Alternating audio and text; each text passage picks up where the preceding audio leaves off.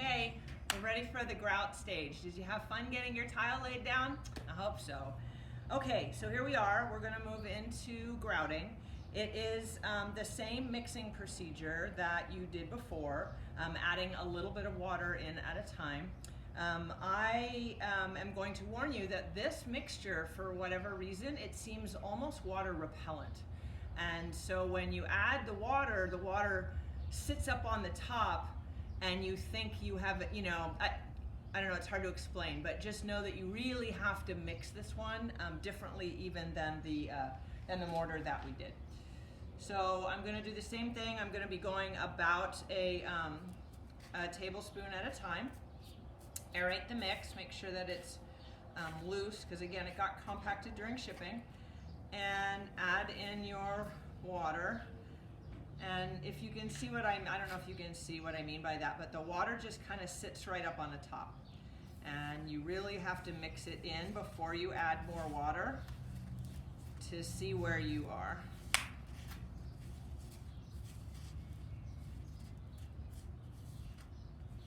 It's almost crumbly now. I've added in that tablespoon of water, and it's almost turning into a graham cracker crust crumb. So I am going to add a little bit more.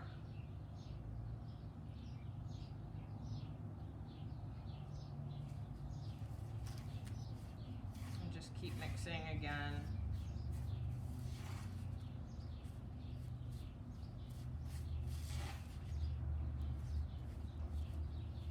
You can keep stirring that in to make a thick paste, but in the end we're going to want it to be a little bit looser. But again, I don't want to add too much water, so if you can see what I'm doing, I'm working hard to get it mixed, and then I'll decide whether or not I need more water to get it the consistency I want. I do. This is too thick.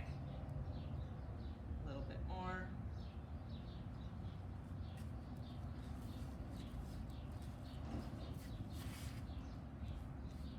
Patience is a virtue here. Don't go overboard. Another thing that you could do working on this project at home is we've given you more of the material than you need. So if you mixed half of your grout with the water and then worked half your project, you may find that you have enough just with half of this to do the whole thing. But again, this was the first time we were sending kits home, and I just can't tell you how thankful I am that you gave us the opportunity to do this. But again, we're still working out some of the kinks, and we wanted to make sure that you had what you needed. So again, I do believe you have more than you need. So if you wanted to cut the mix in half, and then if you need more, you can mix some more. All right, I'm gonna add just a little bit more. A little bit at a time. This is where I really like to dig in with my fingers and not use a putty knife. I find that I can move it around better with my hands. I'm not a glove wearer. I tend to always do this without any gloves on. But make sure that you wash well afterwards and you use some lotion. When we talked about how this stuff wicks moisture away from the stone and away from the mortar, it'll do that from your skin as well. Okay, can you see how nice and smooth that is? It's globbing, but it's nice and kind of creamy. And here we go. Okay, so my pieces are all stuck. This is a great opportunity to just wiggle each piece and know that it is stuck on there firmly. My mortar has turned kind of a matte color. If it's still wet, it definitely still has kind of a gloss to it, and when it dries it becomes matte. I have pushed the envelope here to do this about half an hour after I did this first process. Only a half hour has passed between that and moving on to grout. If you listen to my warning when I first started this, you will be better off letting it dry a little bit longer, and then you know that it is really well set in there before you start slobbing the grout on top. Okay, this is kind of a leap of faith. You have spent all this time to make yours look beautiful. You've put your leaves in there, your fern and everything, and now what we're going to do is we're literally just going to plop this on top. I will tell you that I work fairly clean and I didn't have a lot of mess on here, but if you got a whole bunch of the mortar on the tiles, you could have used a wet finger and cleaned them off ahead of time. But again, we're throwing grout right on top of it, and we'll wash it all off at the end. So if your tiles still had some mortar left on them, we'll be able to get the whole thing off. All right, so here's this, and all I'm going to do is push it back and forth across the tile and work it with my fingers in between those crevices that, remember, we were aiming for perfect distance between our tiles. This is where the grout starts to fill that in.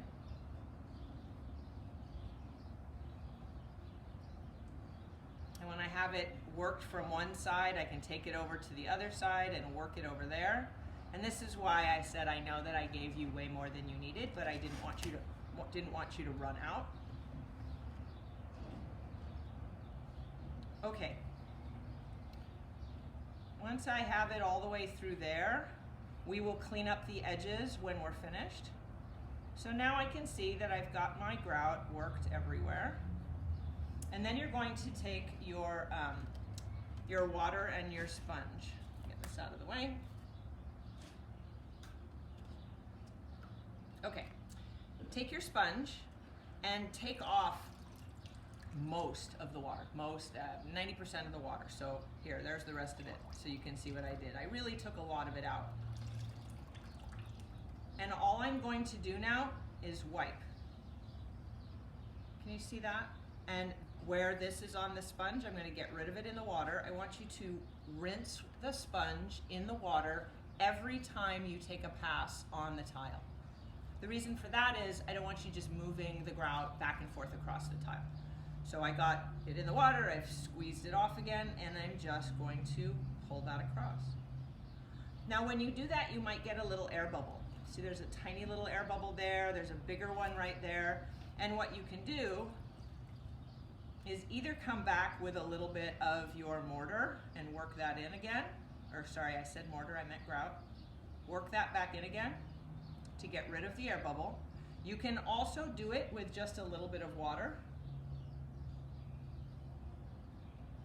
Wipe, rinse, wipe, rinse, repeat, kind of on that. If you work your way across the entire piece, of course you're doing the entire piece. I cheated and just did 4 inches at the bottom. But in the end, what you're going to get is this beautiful result where all your inconsistencies now are, maybe yours is perfect, mine's not perfect. All your little inconsistencies are just hidden away with the application of the grout on top. Now it's time to do our edges, and we're going to do that with some more of our grout.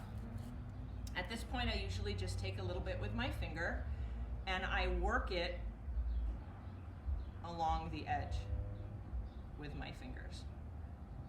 What I'm doing is trying to get myself a nice clean edge, and I can go back and clean that up with the sponge.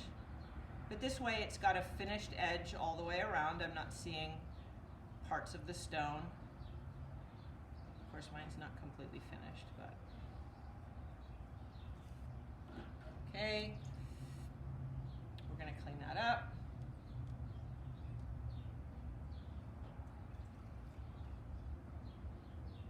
Okay, there you have it. What do you think?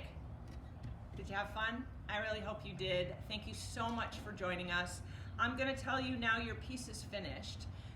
When you were wiping your entire piece, if you follow the rule of wipe, rinse, repeat, you will have less grout on top of the tile. If you, I've taught a lot of classes and we say it over and over again, but I always see people wiping without rinsing, and as you do that, really you're just moving a lot of the grout over the tile. If you do that, when you're finished the whole thing and you see that there is grout on the tile, know that tomorrow when this piece is completely dry, you'll be able to go back with a soft cotton towel or even a paper towel, and you'll be able to buff that out, and any of the white film that's been left on the tile will come right off magically and it will shine right up. You want to keep this piece out of the sun until it has completely cured. So you can set it outside, but maybe put it on a covered patio or somewhere in the shade. And know that you don't really have to seal this. You could seal it. You could go and get a matte sealant and go over the top, but you don't have to. The piece is perfect for outdoor wear. Set it up somewhere beautiful in your garden. Take lots of pictures. Share your masterpiece with us. We would love to see what you did, and leave your comments for us. We'd love to know how you enjoyed this video or what maybe we could do better. Remember, this was a bit of a learning curve, scrambling to get this ready for video production. We appreciate you. Thanks for joining us. Have a great day.